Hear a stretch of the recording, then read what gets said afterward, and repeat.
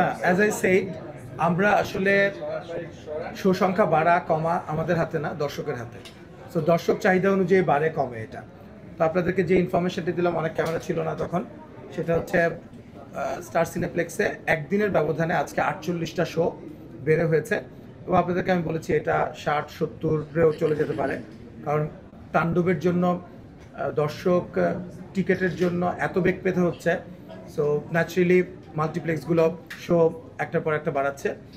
লায়নে ধরেন 4টা স্ক্রিন আছে, 4টা স্ক্রিনের মধ্যে আপনার ধরেন 16টা 17টা শো, এর মধ্যে 9টা শো আজকে তাণ্ডবের। ব্লকবাস্টার এরকম 12-13টা শো চলছে। সবচাইতে বড় কথা হচ্ছে আমাদের এই রিসেন্ট টাইমে আমরা তুফান রিলিজ করেছি, এর আগে সুরঙ্গ রিলিজ করেছি। রিসেন্ট টাইমে এত বড় ওপেনিং আসলে কখনো হয়নি।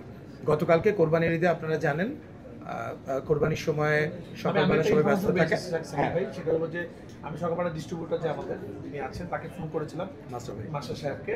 উনি আমাকে ইনফরমেশন দিল যে কালকে এবং আজকে সকালবেলা যে সেল হয়েছে, এক্স্যাক্টলি বাংলাদেশে কোনো সিনেমা এই সেল কোনোদিন হয়নি। তো এটা আপনি গত কয়েক বছরে, হ্যাঁ, আমার কাছেও সকালবেলা এসছে যখন রিপোর্টগুলো আসলো। আপনার সব সিঙ্গেল স্ক্রিন মিলিয়ে 133টা হলে যে আছে, আপনি সব মিলিয়ে যদি বলেন, এটা গত 20 বছরের ইতিহাসে এত বড় সেল প্রথম দিন, কোরবানির ঈদের দিন, সিঙ্গেল স্ক্রিন এবং মাল্টিপ্লেক্স মিলিয়ে এটাই প্রথম। সো এটা তো আমরা খুবই খুশি। রানবি খুশি তো? খুশি হলে ডিরেক্টর খুশি। হ্যাঁ। আচ্ছা, এই কত টাকা আয় হয়েছে, এটা এই প্রশ্নের উত্তর আমরা এর আগেও এই প্রশ্ন আমরা পেয়েছি আপনাদের কাছ থেকে। উত্তরটা একই উত্তর, যে আমরা ইনস্ট্যান্টলি এটা বলতে পারি না, যেহেতু বাংলাদেশে ই টিকেটিং সিস্টেম নাই। এটা ইট টেক্স লিটল টাইম আমাদের এই রিপোর্টগুলো আসতে, তারপরে এগুলোকে অ্যাকুমুলেট করে তারপর আমরা আসলে রিপোর্টটা বলতে পারি।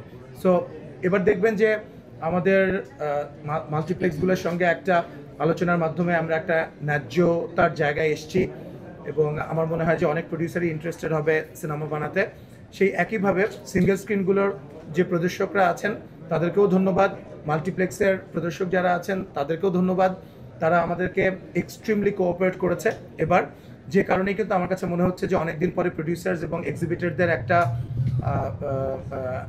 একটা জায়গায়, একটা পয়েন্টে আমরা এসে আজকে সিনেমা রিলিজ করতে পেরেছি, যেটা সুফল কিন্তু শুধু যে প্রডিউসাররা পাবে তা না, সেটা প্রদর্শকরাও পাবে। কারণ একই সঙ্গে যখন এটা দুই পক্ষই লাভবান হয়, তখনই তো আসলে একটা বিজনেস মডেল তৈরি হয় এবং নতুন নতুন সিনেমা আসার পরিবেশটা তৈরি হয়। আর রাফি যেটা বললো সিঙ্গেল স্ক্রিনগুলা, তখন অনেক ক্যামেরা ছিল না, আমি আরেকবার একটু মেনশন করতে চাই।